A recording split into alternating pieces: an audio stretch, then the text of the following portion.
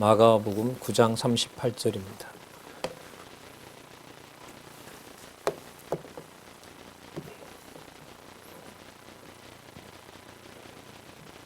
제가 읽겠습니다. 요한이 예수께 여짜오되 선생님, 우리를 따르지 않는 어떤 자가 주의 이름으로 귀신을 내어 쫓는 것을 우리가 보고 우리를 따르지 아니함으로 금하였나이다. 예수께서 가라사대 금하지 말라. 내 이름을 의탁하여 능한 일을 행하고 즉시로 나를 비방할 자가 없느니라. 우리를 반대하지 않는 자는 우리를 위하는 자니라. 40절까지 읽어드렸습니다. 교재는요 7205 7205페이지입니다. 자, 우리 준비된 개론 살펴보고요. 바로 본문을 중심으로 우리 직임에 의한 성취 부분을 통해서 예수가 그리스도이시며 분명히 하나님 살아계신 놀라운 증거들을 보여주는 말씀을 한번 따라가 보도록 그렇게 하겠습니다.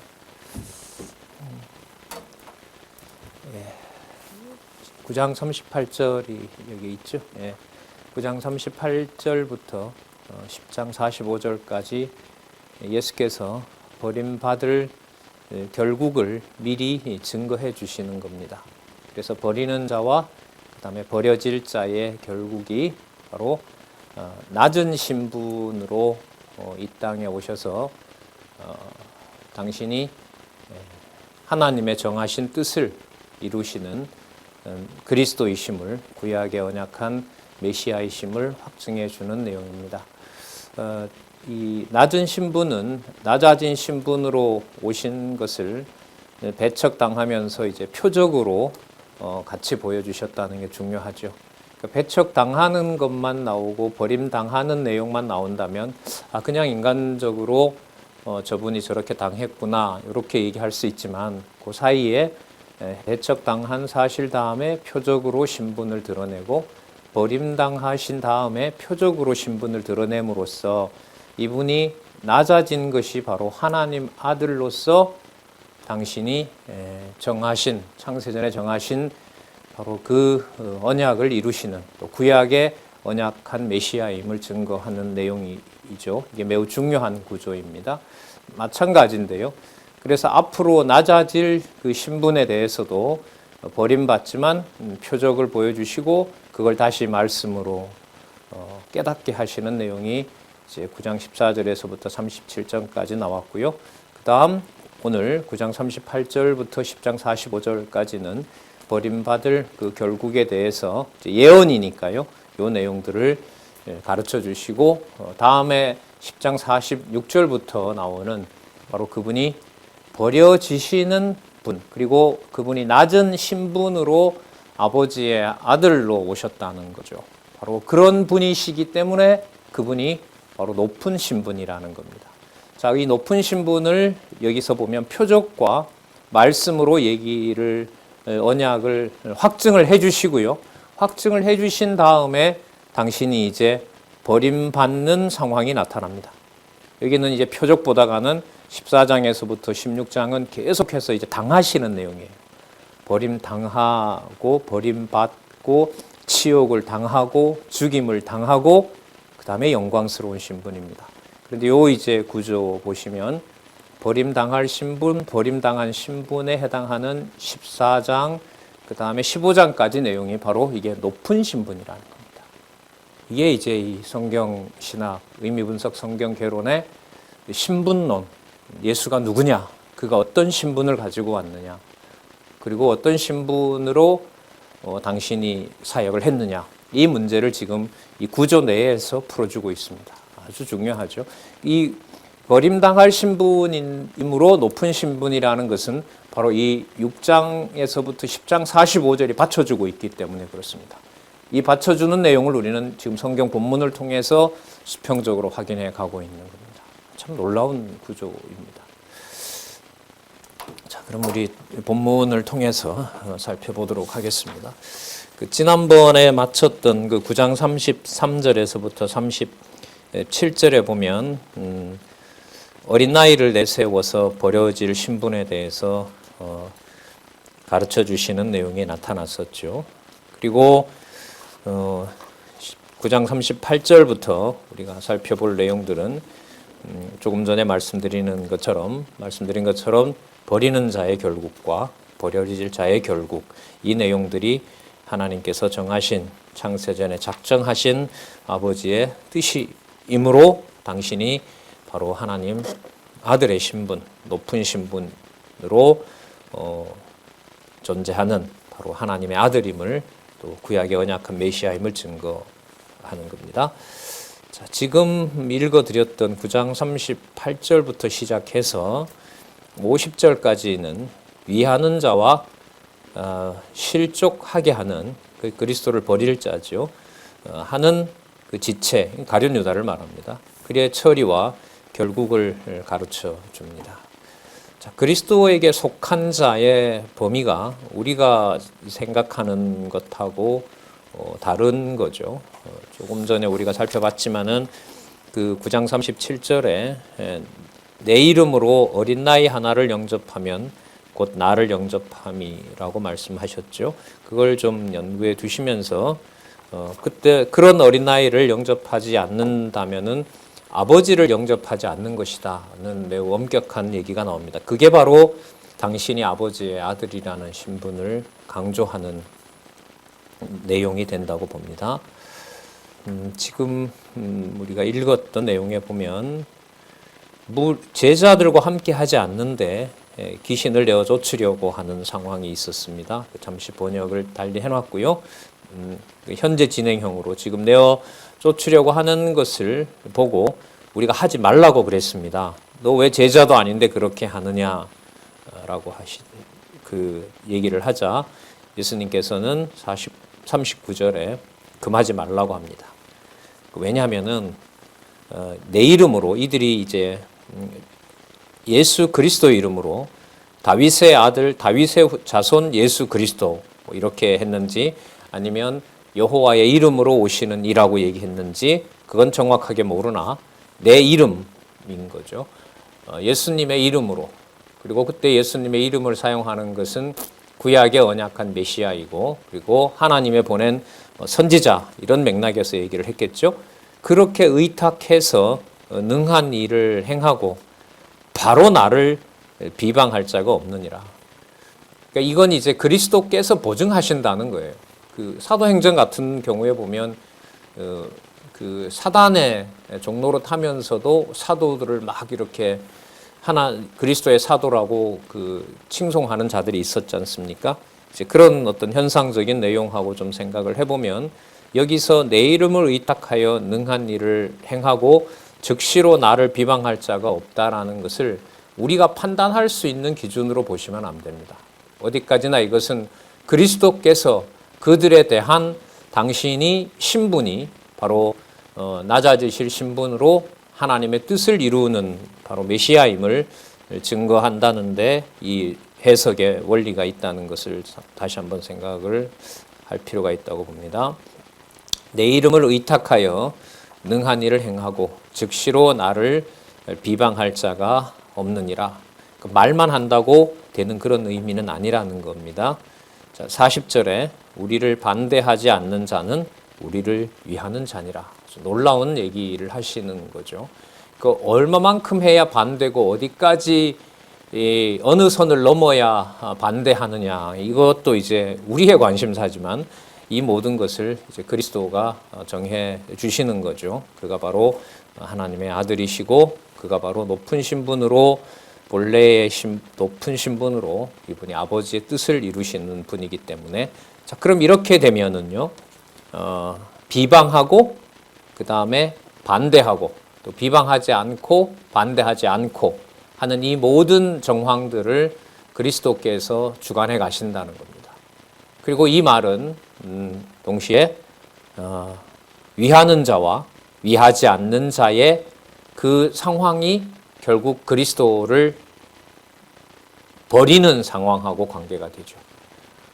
그러니까 위하는 자와 위하지 않는 자를 그리스도께서 구분하시고 위하지 않는 자들이 그리스도를 반대함으로 버리는 일이 된다는 것하고 관계가 된다는 겁니다.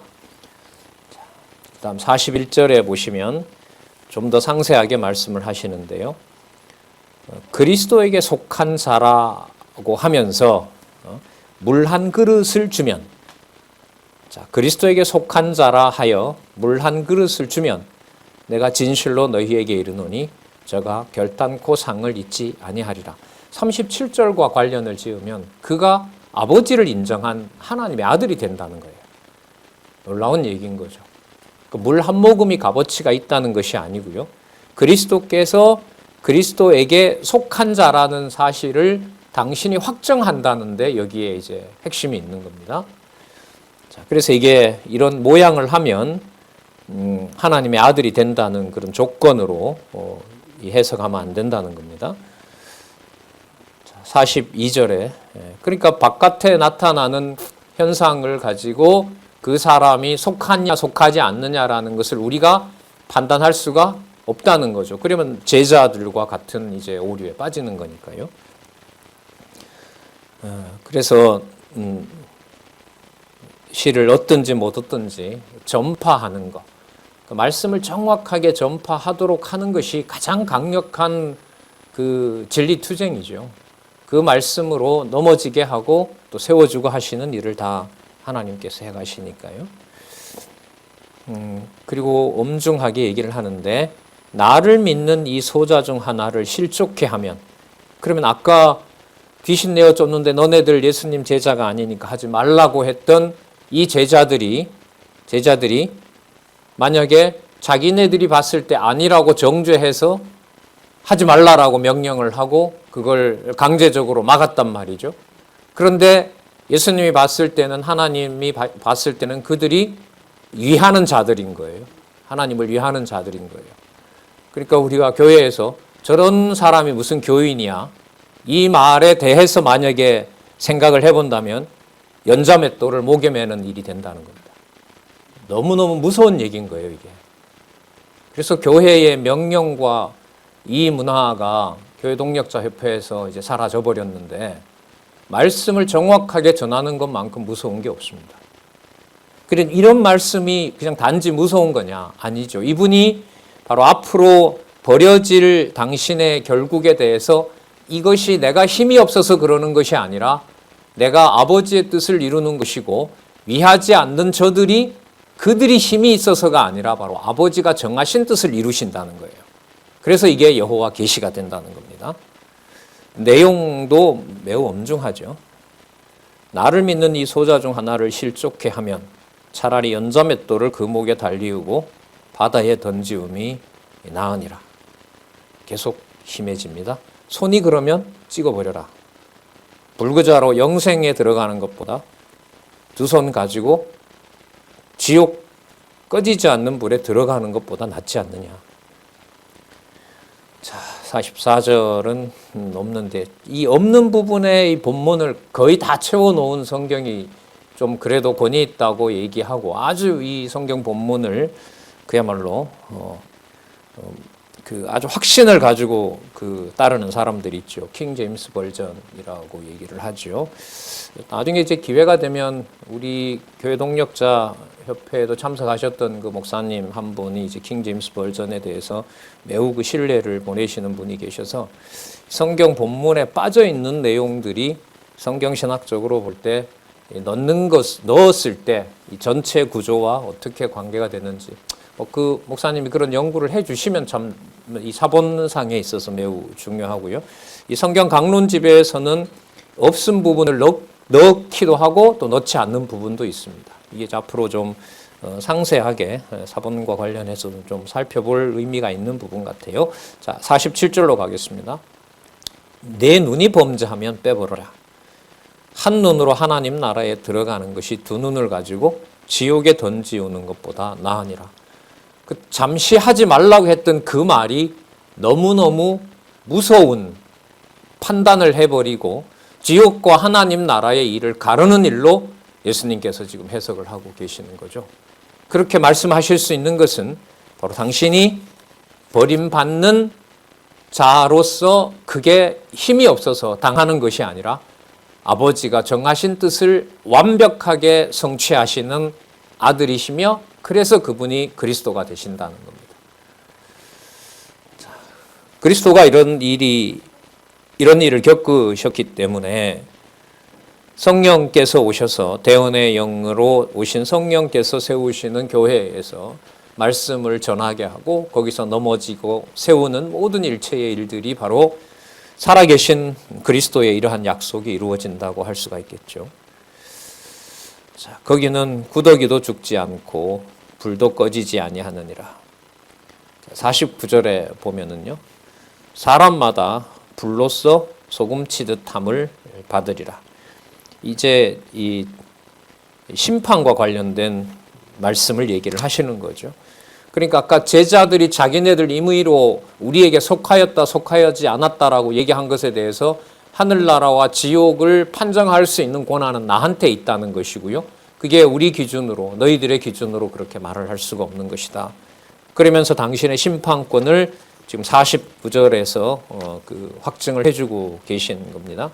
7209페이지에 이제 여기에 대한 주석을 단락이 길어서 중간쯤에 보시면은 그 소금 레위기 2장 13절이라는 부분이 있어요. 그 밑으로 하나, 둘, 셋, 네 번째 줄에 보시면 따라서 본문은 범죄케 한 지체를 버리는 것이 나은 이유는 어떤 이가 지옥불에 들어감으로 예수님이 언약대로 오신 그리스도이심을 증명할 것이기라는 뜻이다. 이는 가룟 유다가 예수님을 은삼시에 팔아넘기고 뉘우쳐 자결함으로 예수님이 그리스도이심을 증거할 것을 의중에 두고 말씀하신 것이다. 이건 이제 이 저자인 이 성경신학 저자의 그 독특한 본인의 주장이고 또한 이게 주석입니다. 자, 이런 부분들이 이제 앞으로 더 상세하게 설명이 되고 풀어서 전달이 되면 되겠죠. 여기서 이제 간단하게 가룟 유다 사건을 얘기를 하시는 겁니다. 왜 거기에 맞추느냐? 이 제목이 바로 뭐냐 하면 버림받을 결국이고 버리는 자의 결국이라는 제목을 이렇게 달 수 있는 근거가 바로 이걸 이렇게 주석했기 때문에 그런 겁니다. 이렇게 주석한 게 있느냐 없느냐 궁금하면 찾아보면 되겠죠. 어디에 나오면 다행이고 안 나오면 그야말로 독특한 성경을 하나님 말씀으로 주장하는 성경신학의 주석이 되겠죠. 자, 그래서 사람마다 불을 소금치듯 함을 받으리라. 그 심판주가 되신다는 사실을 확정을 해 주시는 거죠. 그리고 지금 너희들 내에 있는 자들이 하나님 나라에 속했다라고 하는데 우리들 내에도 누가 있다는 거예요? 버려질 자가 있다는 거죠. 그리고 우리들 제자들 속에 속하지 않는 자들 중에도 반대하지 않는 자 중에 나를 위하는 자가 있고 우리를 만나지 않더라도 물 한 그릇 그리스도의 이름으로 대접하는 자가 있다면 그가 하나님 나라에 합한 자다. 내용으로 봐도 매우 엄격하죠. 예. 자, 그리고 49절이 버려질 자에 대한 내용이라면은요. 50절에는 그 소금치듯 함을 받으리라고 하는 그 소금을 언약의 백성과 관련해서 설명하는 부분이 50절입니다. 자, 그런데 소금은 좋은 것이로되 만일 소금이 그 맛을 잃으면 무엇으로 이를 짜게 하리요?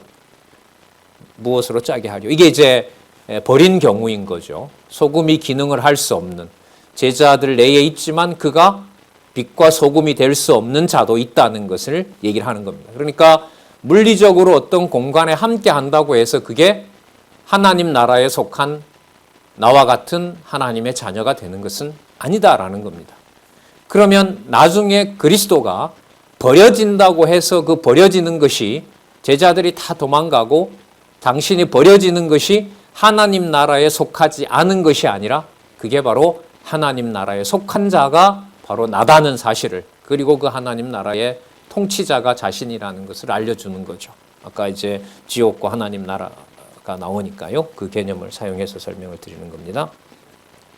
소금은 좋은 것이로되 만일 소금이 그 맛을 잃으면 무엇으로 이를 짜게 하리요? 가룟 유다가 배신하고 버리는 경우인 거죠. 그리고 또 버리는 자만 있는 건 아니니까요. 자, 너희 속에 소금을 두고 서로 화목하라.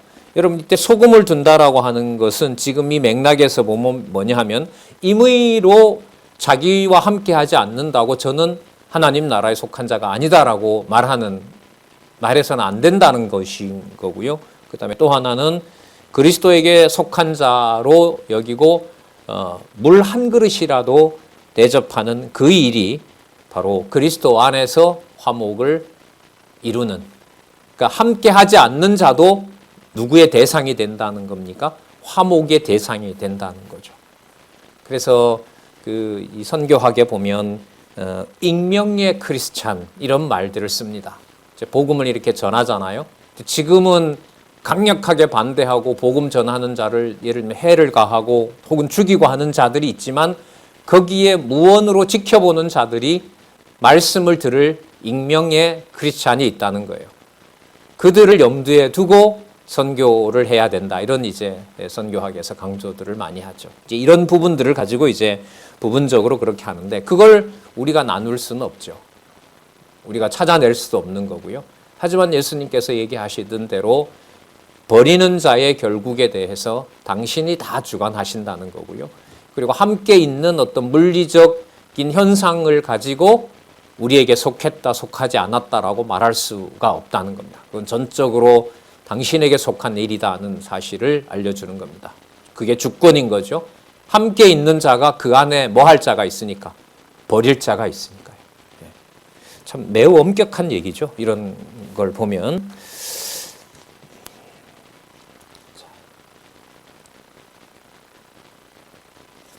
그 다음에 보시면은 이제 아내나 남편을 버리고 다른 데로 가면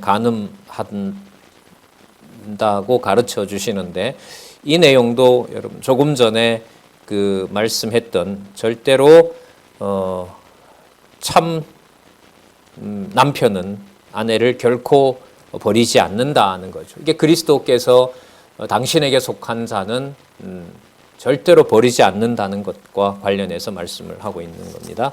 자, 한번 살펴보도록 할까요? 자, 예수께서 이제 유대 지경과 요단강 건너편으로 가니까요. 무리들이 다시 모였습니다. 그리고 가르치시고요. 계셨는데 바리새인들이 나와서 이제 예수님을 시험합니다. 이제 곤란하게 하기 위해서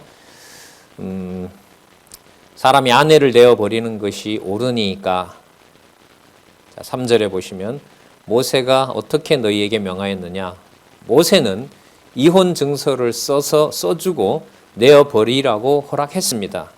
자, 5절요. 예수께서 저희에게 이르시되 너희 마음의 완악함을 인하여 이 명령을 기록하였다. 말씀을 준 게 여러분 지키라고 준 게 아니라 버리려고 준 거예요. 하나님이 기록해 놓으신 말씀이야. 그래 이것대로 하자.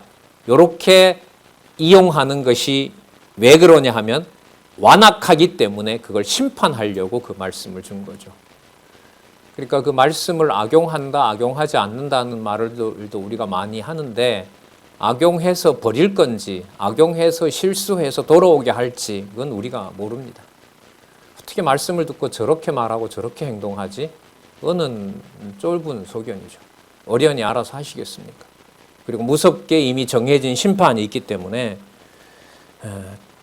어떤 그런 상황에서 이제 고민거리가 깊어지는 거죠, 사실. 그리고 말씀의 권위에 이제 복종하게 하시는 거고요. 6절에 다시 이 부분을 해석합니다. 하나님이 창조 때 남자와 여자를 만들었는데 부모를 그러니까 부모는 어떻게 보면 아버지죠. 하나님 아버지를 떠나서 에덴 동산에서 내어 쫓기잖아요.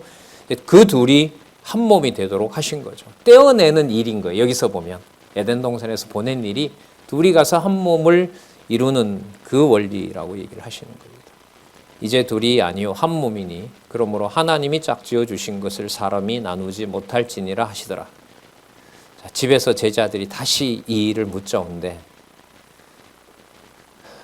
다시 물었어요. 이 일에 대해서 모세가 그렇게 기록한 게 그 뜻인데 바로 그 일이 선생님이 말씀하신 그런 겁니까? 라고 다시 그 일의 궁금함에 대해서 물었겠죠. 궁금하니까. 이르시되 누구든지 그 아내를 버리고 다른데 장가드는 자는 본처에게 간음을 행함이요. 아내를 버리고 다른데 장가드는 자는 본처에게 간음함이요. 그러니까 절대로 버리지 않는다는 거죠. 그러니까 이게 누구 얘기인 거예요? 자기 얘기인 거죠. 예수님 당신은 절대로 아내를 버리지 않는다라는 계시 사건을 얘기하려는 게 하나님께서 그 얘기를 해주신 것이다. 그래서 아버지 앞에서 나와 내가 버리지 않을 자, 또 너희들이 봤을 때 우리에게 속하지 않지만 그리스도 이름으로 물 한 그릇을 대접하는 그 자도 절대로 내가 버리지 않는다. 버리지 않는다. 그래서 내가 버려지는 그것이 바로 하나님의 뜻을 이루기 위한 것이고 또 그 과정에서 하나님의 아들로서 그리고 하나님의 뜻을 이루는 바로 구약의 언약한 메시아라는 사실을 아까 사건하고 연결을 짓고 있다고 보시면 됩니다. 12절에 아내가 남편을 버리고 다른 데로 시집가면 간음함이니라. 이것은 이제 그리스도를 두고 자기의 제자를 임의로 삼는 바로 이 전체로 보면 바리새인들의 경우겠죠. 그러니까 누가 기준이 되는 거죠? 그리스도가 기준이 되는 겁니다. 그리고 여기서 이제 12절에서 아내가 남편을 버리고 다른 데로 시집 간다는 말은 그리스도를 버리고 다른 데 가는 거죠. 그것도 하나님의 이름으로. 그게 바로 유대인들, 이 바리새인들이라고 할 수가 있죠. 그러면 이들이 바로 예수님을 버리게 되는 경우이기 때문에 이 전체 맥락이 바로 버림받는 결국까지 심판의 마지막까지 지금 예수님께서 다 설명을 하실 수 있는 겁니다.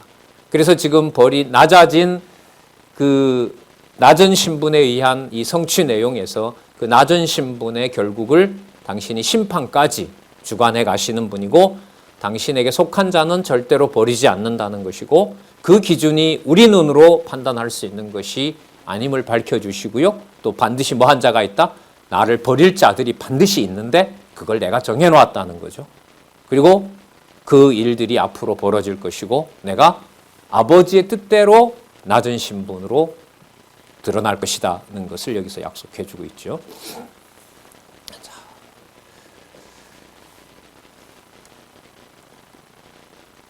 그 다음에 보시면은요, 이게 연결이 참 재미있는데, 제자들이 배척하는 그 어린 나이들을 예수님이 안수하고 축복하는 내용이 나옵니다. 그럼 이게 이제 뭐하고 관계가 있죠? 절대로 그 나를 버리지 않는 자를 내가 반드시 함께 하는 자로 보호하겠다는 것인데 그가 바로 가장 낮은 자처럼 보이고 배척당하는 것처럼 보이는 어린 나이들의 경우를 통해서 당신이 뭐 할 것을 버려질 것에 대해서 하지만 버려지지만 그가 누구의 아들이다? 그렇죠. 내가 아이들을 축복한 것처럼 내가 바로 하나님에게 버림받은 것이 아니라 하나님의 아들임을 증명해 주시는 거예요. 좀 심오하죠. 이 연결을 지금 이렇게 해가다 보면 자 보겠습니다. 하나님 나라를 받을 자는 바로 어린 나이와 같은 그러니까 배척당하는 어린 나이와 같은 자라는 것을 통해서 당신이 바로 구약의 언약하신 메시아이고 하나님 아들이라는 본래 신분으로 오신 분이다는 것을 증거해 줍니다. 사람들이 예수께서 만져주심을 바라고 어린 나이들을 데리고 오매 제자들이 꾸짖습니다. 그런데 예수님께서 분하게 여겨요. 화를 내신 거죠.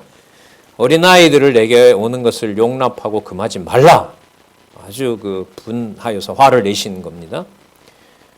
하나님 나라가 이런 자의 것이니라. 어린아이가 천국 간다 이 말이 아닙니다. 너희들이 배척하는 바로 그 자들이 바로 하나님 나라에 속한 자들이다. 이게 바로 예수님 자신의 얘기가 되는 거예요. 내가 진실로 너에게 이르노니 누구든지 하나님 나라를 어린 나이와 같이 받들지 않는 자는 그러니까 자기들의 생각에 여기에 들어올 수 없다. 아까 그 귀신을 쫓으려고 하는 자들이 너희들은 하지 말라. 그리고 어린아이들 너희들은 아직 여기 오면 안 된다. 그래서 소란스럽게 하지 말라. 뭐 이렇게 이제 말하는 그 자들이 바로 배척당하는 그들이 하나님 나라에 속한 자들이다. 그걸 판단하시면서 이 얘기가 결국은 누구 증거가 되는 거죠? 당신, 낮은 신분인 당신이 하나님 나라의 주관자는 라는 사실을 보여주는 겁니다. 그래서 다음에 10장 46절부터 무슨 신분이 나올 수밖에 없어요? 높은 신분이 나올 수밖에 없어요. 이 마가복음의 이 흐름은 참 곰곰이 확인해 가시면은 성경이 이런 거구나라는 걸 진짜 확인할 수 있는 그런 본문이라고 생각을 합니다. 자, 16절. 그 어린 아이들을 안고 저희 위에 안수하시고 축복하니라. 그러니까 배척받는 자가 무슨 대상이 되는 거죠? 축복받는 자가 되는 거죠. 이게 예수님 증거 아니면 뭐겠습니까? 하지만 모든 사람들이 하나님의 축복을 받았다고 여기는 부자는 오히려 버립니다. 자, 이게 주권성이나 이런 모든 것들이 들어있죠.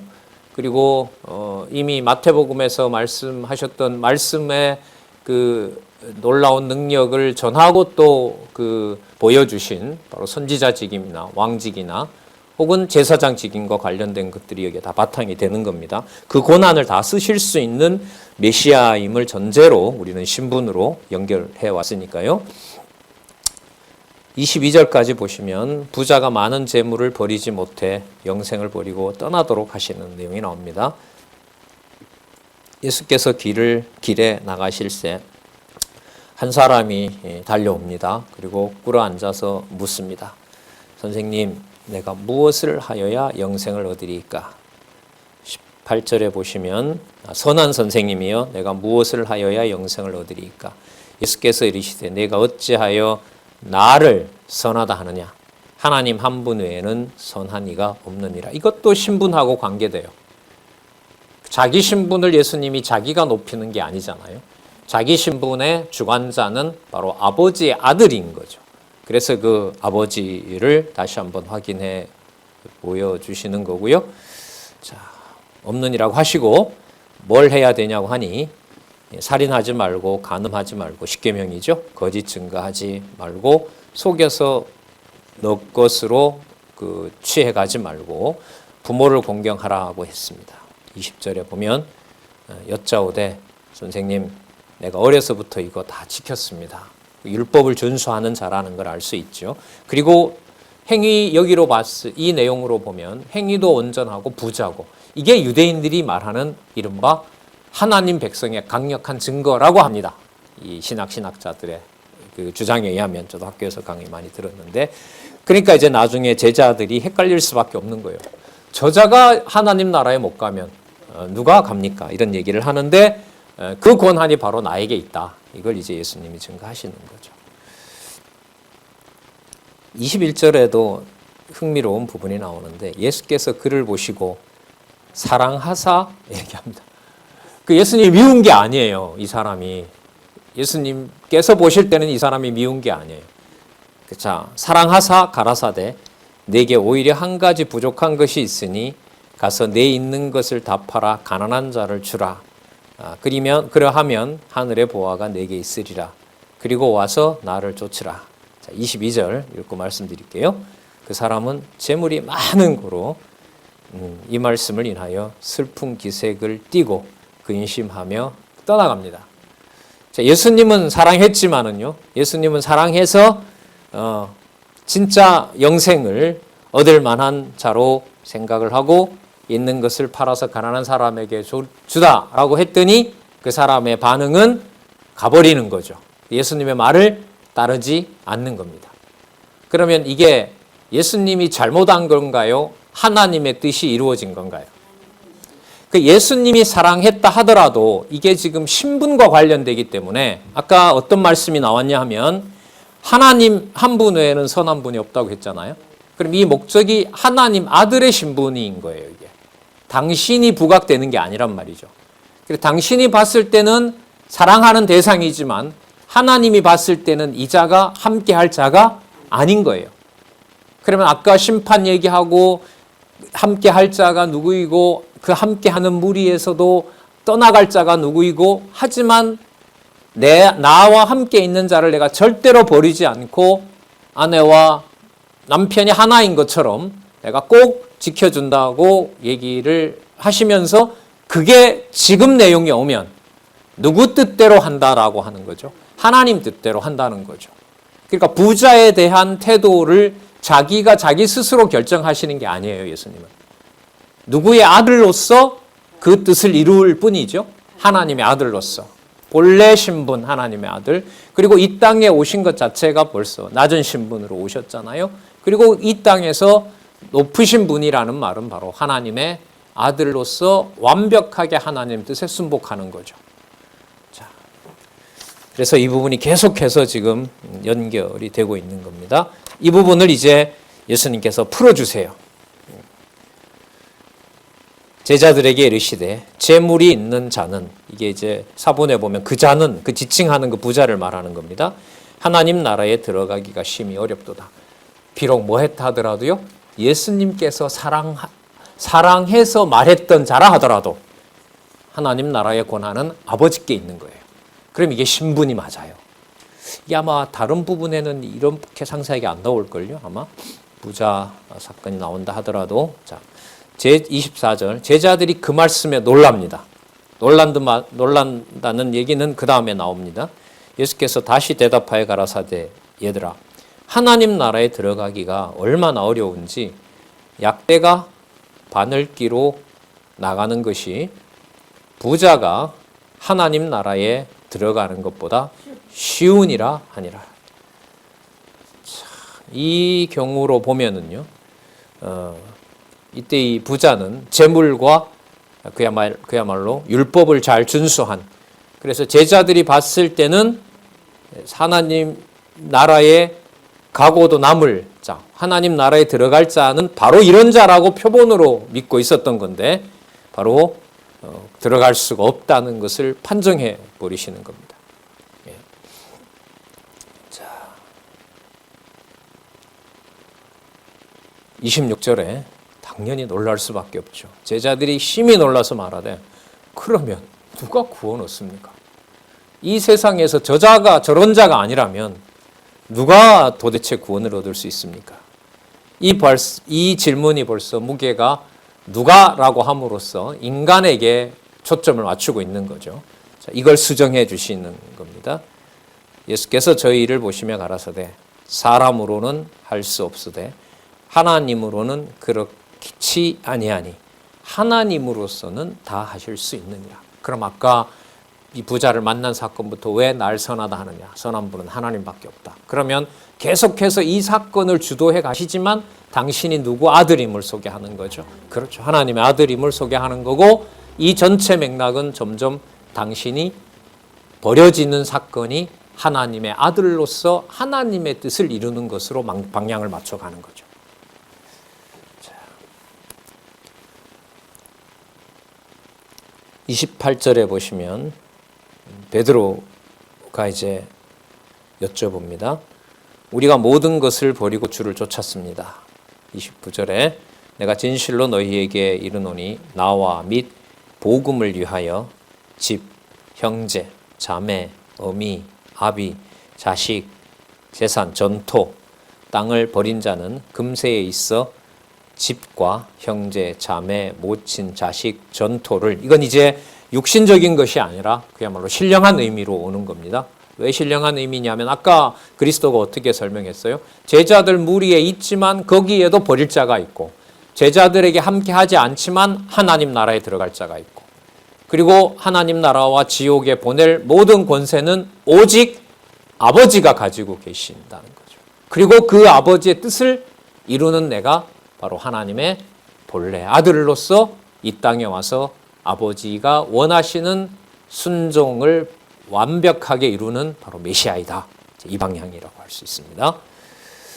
30절에 백배나 받되, 이 말은 하나님 나라에 속한 백성이되 하나 첨가하세요. 핍박을 겸하여 받습니다. 이 말이 들어감으로 이 맥락이 살아나는 거예요. 무슨 얘기를 하시는 거죠? 반드시 버림받는다는 얘기를 이 내용으로 하고 계시는 거죠. 하나님 나라에 속한다? 속한 증거가 뭐냐? 나처럼 나와 함께 무엇을 겸하여 받는다? 핍박을. 그러니까 예수를 전했다는 이름으로, 주 예수의 이름으로 그가 반드시 핍박을 당하는 것이 영생을 받는 증거가 된다는 겁니다. 누가 그렇게 할까요? 하나님께서 그 대상과 그 범위를 정해 놓으셨겠죠. 자, 그리고 그 상황은 성령께서 오셔서 말씀을 전파하게 하면서 그걸 듣게도 하시고 듣지 못하게도 하는 그 심판 현장에서 이게 일어나는 겁니다.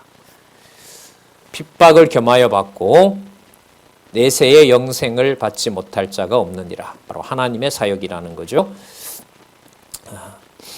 그러나 그 순서도 그런데 순서도 하나님이 정하신다는 겁니다.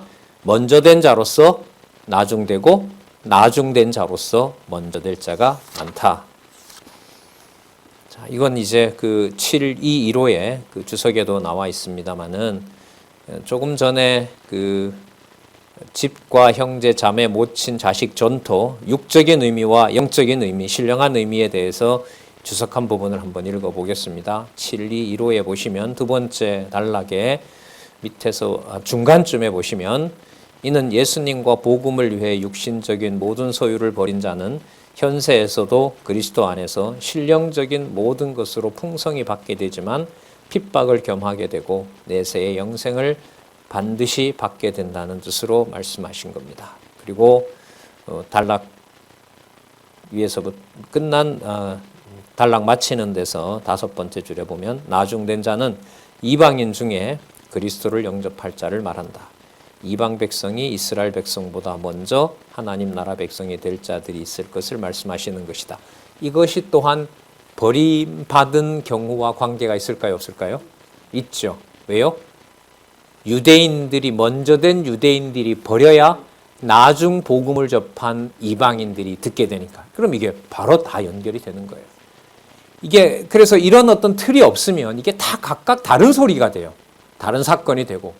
이걸 지금 1페이지에서부터 9882페이지까지 페이지를 끊지 않고 바로 주석한 이유가 바로 성경의 권위를 확증해준 바로 여러분 성경 신학 총서, 성경 강론 전집이라고 할 수가 있습니다.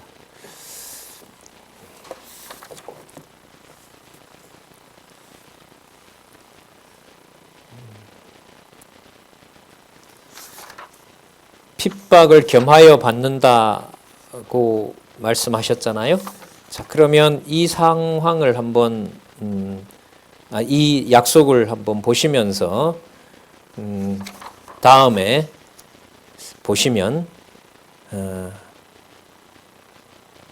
처참하게 버려진다는 말씀이 그 다음에 나와요. 앞에 부분은 그럼 왜 얘기했을까요? 당신이 당하는 것이 아니라 하나님 나라의 모든 권한을 가지고 계신 누가 지금 이 일을 해가시는 일이다? 아버지께서 해가는 일이다. 하나님께서 해가시는 일이다. 자, 그러므로 10장 32절로 갑니다. 10장 32절 버려질 자의 결국은 앞부분하고 연결시키면 아버지의 뜻이 이루어지는 것이다. 그래서 그러므로 내가 바로 높은 신분이다. 이렇게 연결이 됩니다. 10장 32절에서부터 45절, 먼저 32절부터 34절까지 보면 이방인들에게 넘겨져 죽임을 당한다고 하고요. 또 살아난다라고 말씀을 하십니다. 살아난다는 말은 여러분들 아까 영생이라는 개념이 나왔었죠? 예, 바로 그 개념하고 연관이 되겠죠. 자, 이 32절에 보면 이상한 행동을 하세요. 예수님께서 예루살렘으로 올라가는 길에 예수께서 제자들 앞에 서서 가세요. 뒤에 따라오고요. 자, 저희가 놀라고 쫓는 자들은 두려워하더라. 왜? 저렇게 드러내놓고 가시면은 어떻게 되니까? 죽으니까. 잡혀서 죽을 거 아니에요.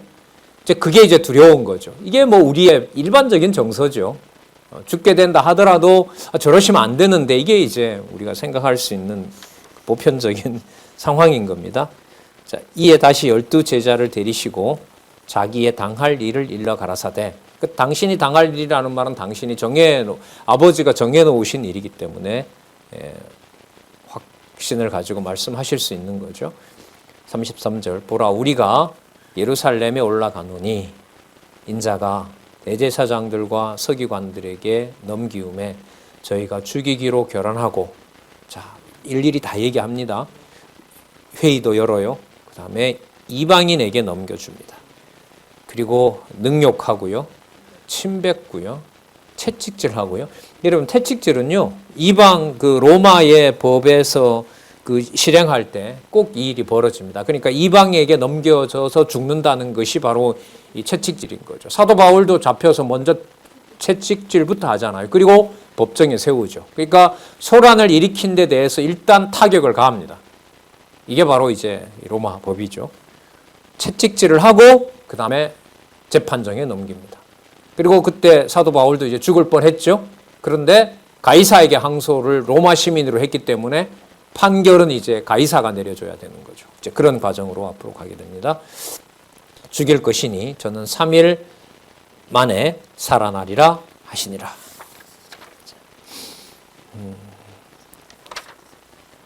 앞부분에 하나님 나라와 관련된 얘기를 많이 소개했죠. 바로 그 나라의 주인은 하나님 되신다라고 얘기를 했고, 왜 그럼 이렇게 죽어야 되느냐 하면 아까 어린 나이에도 나온 것처럼요, 하나님 나라에 적합한 자는 하나님이 원하시는 낮은 신분, 육신의 생명을 아버지가 원하는 방식대로 내놓게 해야, 내어놓아야 하나님 나라에 합당한 자이기 때문에 그렇다. 이걸 이제 대속물이라고 얘기를 하시죠. 자, 그 부분 한번 보겠습니다. 천국에는 섬기며 목숨을 버리는 자가 큰 자임을 가르쳐 주십니다. 자, 35절에 보시면, 좀 본문이 기네요. 35절부터 45절까지 어떻게 보면 마가복음의 그 낮은 신분을 통해서 양쪽에 있는 낮은 신분 전에는 본래 신분이 있었고, 낮은 신분 다음에 높은 신분이 있었잖아요. 그래서 이 낮은 신분이 하나님 아들이라는 본래 신분이고, 그 하나님 아들의 본래 신분을 하나님께서 그리스도로 하여금 아들로서 완벽하게 순종하게 하시고 순종케 하시는 것이 바로 지금 우리가 살펴볼 대속물이 반드시 되어야 된다는 것이고요. 그러므로 그분이 낮은 신분 다음에 무슨 신분으로? 높은 신분이다는 것을 그리스도께서 증명하시는 내용들이 요 35절에서부터 45절이 나옵니다. 어떻게 보면 마가복음의 압축이라고 할 수도 있는 내용들이 나오거든요. 요 내용은 우리 잠시 쉬셨다가요,